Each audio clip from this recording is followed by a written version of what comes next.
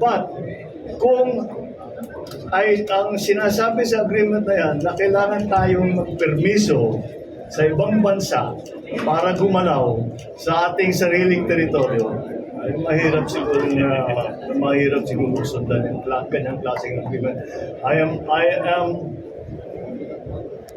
am horrified by the idea that we have compromised through a secret agreement the territory, the sovereignty, and the sovereign rights of the Philippines.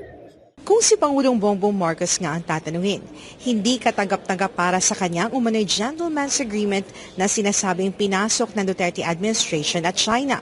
Base daw kasi sa kasunduan, kinakailangan munang humingi ng permiso ng Pilipinas sa China tuwing maghahatid ito ng pagkain at supply ng tubig sa BRP Sierra Madre at Ayungin Shoal. Ayon kay Pangulong Marcos, wala siyang natatanggap na kahit anumang impormasyon patungkol dito. Kaya naman, nais nitong maliwanagan.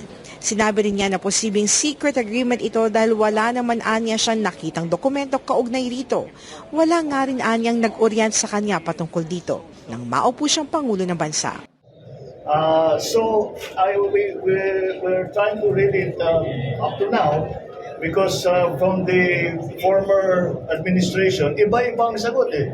Sabi ng isang opisyal dating government official under the previous administration, there's no such agreement. Sabi naman ng isa, no, there is, and we should honor it. Sabi naman ng iba, maganda yan. Sabi ng iba, hindi maganda yan. Hindi pa namin alam kung ano po talaga yung agreement na yan.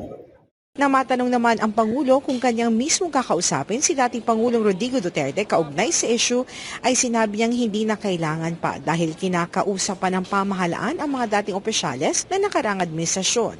Mariin tinanggi ni dating Chief Presidential Legal Counsel Attorney Salvador Panelo na walang gentleman's agreement na pinasok ang Duterte administration dahil mas tinutukan nito ang mas importanteng mga usapin na may kinalaman sa ekonomiya at seguridad.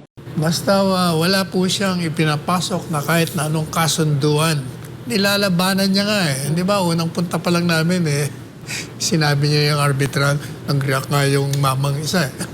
Pero ganun pa rin siya.